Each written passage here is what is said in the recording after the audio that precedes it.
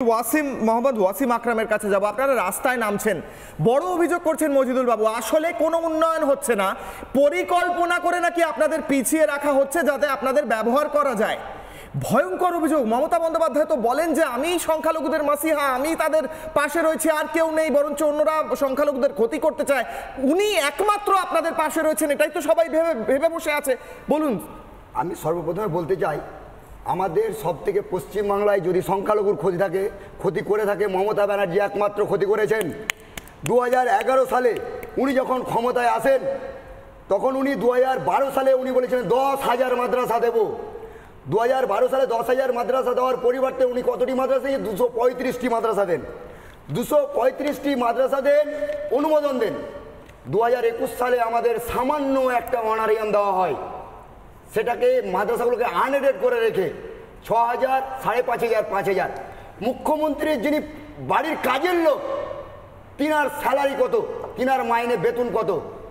মুখ্যমন্ত্রীকে আমি জবাব চাইছি, বাংলার মানুষ জবাব চাইছে। আজকে শিক্ষিত লোক, আমি বলছি যদি 6,000, 5,000 বেতন হয়, বম পেস্তুল এবং অন্য কিছু, মানে অন্য সেই বম পেস্তুল ছাড়া অন্য কিছু আর ধরবে না। আমাদের সামান্য ছাত্রছাত্রীদের মিড ডে মিল দেওয়া হচ্ছে না, আমাদের স্কুলে ছাত্রছাত্রীদের আপনার জুতা পোশাক দেওয়া হচ্ছে না, বিল্ডিং গ্রান্ট হচ্ছে না। আপনি জানেন 100 কোটি টাকা বাজেট, 100 কোটি টাকা বাজেটে বছরে 20 কোটি টাকা খরচ হচ্ছে না। 80 কোটি টাকা যায় কোথায়? এমএলএ এমপিদের আজকে বেতন হচ্ছে আপনার 70 থেকে 80 টাকা মাইনে।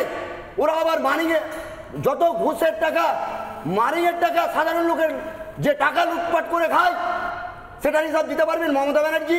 ওপর থেকে নিচতলা অবধি সমস্ত কিছু দুর্নীতি।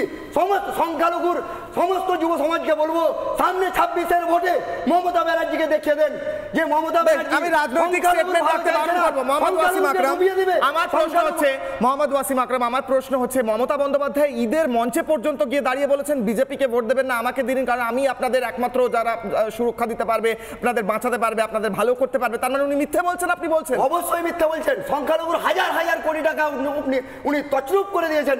আমাদের মাসুম আক্তারের মতো নেতা আছেন বলে আমরা আজকে বেঁচে আছি, উনারাই আমাদের পাশে।